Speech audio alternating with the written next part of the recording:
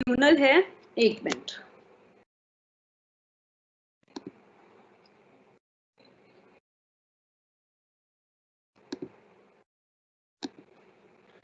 अगर winding up by the tribunal है तो ऐसे केस में क्या होता है कि जो हमारा नेशनल कंपनी लॉ ट्रिब्यूनल है वो ये कह देगा कि भाई वाइंड अप करो कंपनी को, और वो ऐसा कब कहेगा जब उसके पास एक पिटीशन आई होगी कि भाई वाइंड अप कराओ कंपनी को under the following circumstances. कौन से circumstances? By special resolution the company has resolved to be wound up by the tribunal.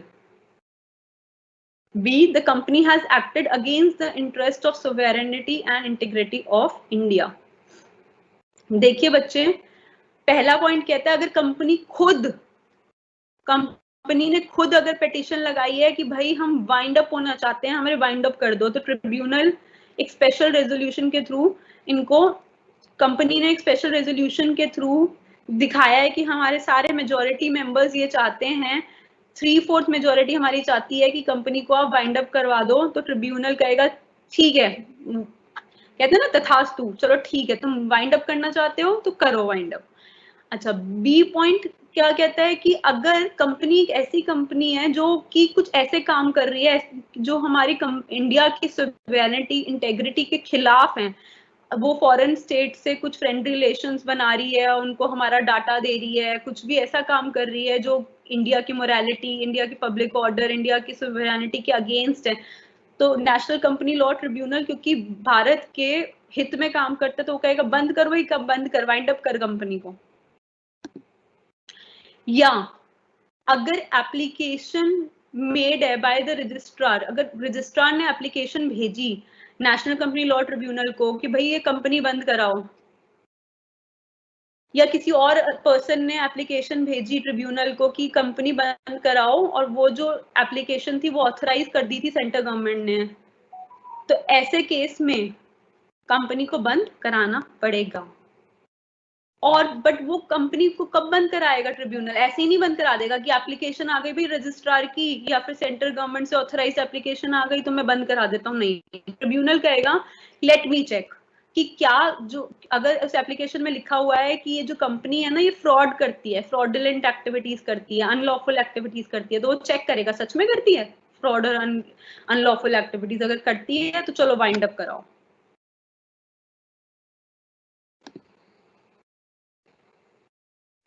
company has made a default in filing with the registrar its finance, अगर company ने registrar के पास अपनी financial statement, annual returns, immediate preceding 5 consecutive years तक file ही नहीं करी है, देखिए एक ना जरूरत है, एक बिल्कुल मतलब मजबूरी है कि करनी ही करनी पड़ेगी रजिस्ट्रार के पास financial statements file.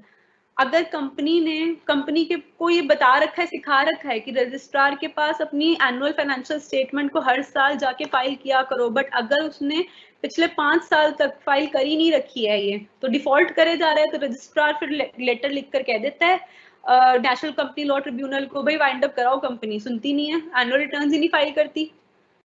Last point क्या है, ई पॉइंट, द ट्रिब्यूनल अगर ये ओपिनियन में है कि भाई ऊपर वाले पॉइंट्स को देखते हुए ये जस्ट है और इक्विटेबल है कि कंपनी को वाइंड अप होना चाहिए, उनको लगता है कि गलत नहीं होगा, हम कंपनी के साथ गलत नहीं कर रहे, अगर हम कंपनी को वाइंड अप कर रहे हैं तो हम कंपनी को वाइंड अप करना चाहिए। बच्चे इंटरेस्ट मत लूज करिएगा, I am just about to over this chapter.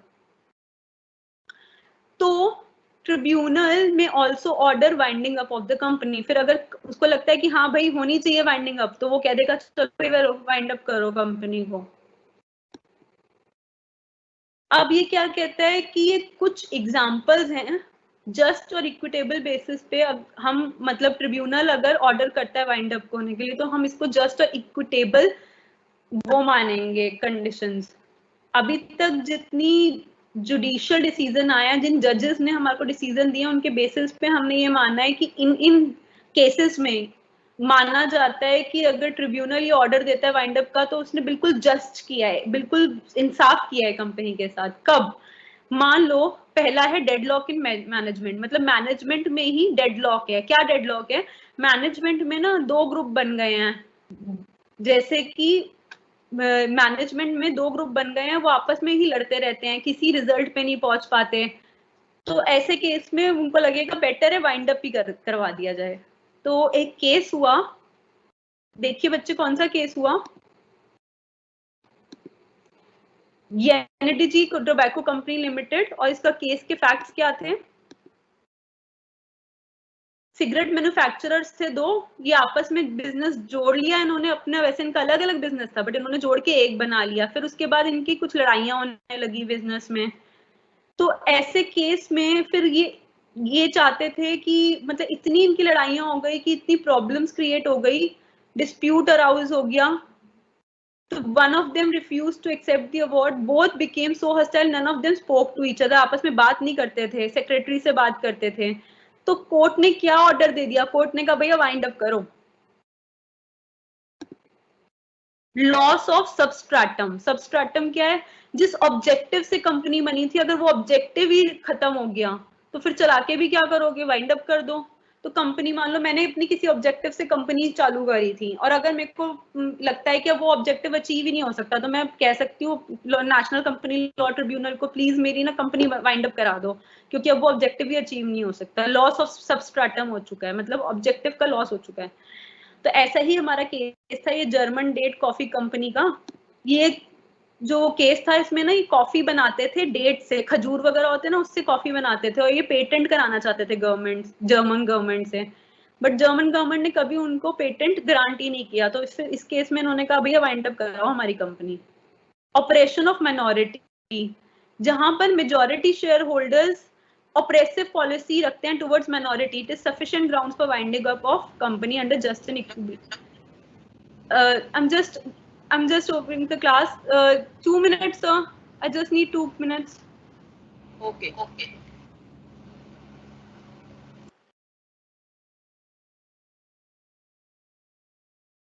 Operation of minority, जहां पे ऐसा लगता है कि majority share holders minority share holders को दबा रहे हैं, तो ऐसे केस में क्या होता है, ऐसे केस में वाइंडिंग अप रिक्वेस्ट कर देते हैं minority share holders.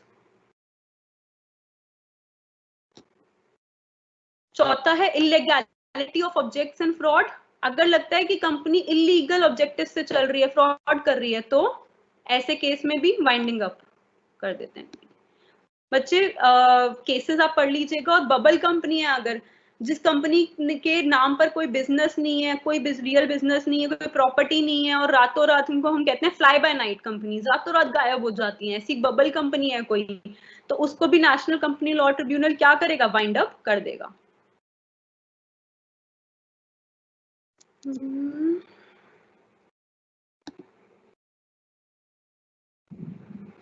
Screen sharing बच्चों ऑफ कर रही हूँ, एक बार आपके डाउट्स पे पहुंच रही हूँ।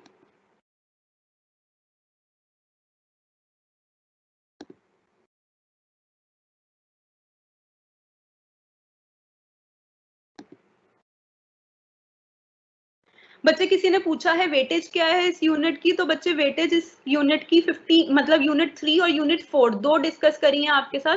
ज्यादातर आज तक देखा गया है कि क्वेश्चन नंबर 3 आपके पेपर में जनरली इस वाले यूनिट से होता है, यूनिट 3 और यूनिट 4 से। वैसे क्वेश्चन नंबर 2 में भी आ जाता है कई बार, वो तो डिफर करेगा, बट जनरली 15 मार्क्स एक्सपेक्ट कर सकते हैं आप इन दोनों यूनिट से मिला के।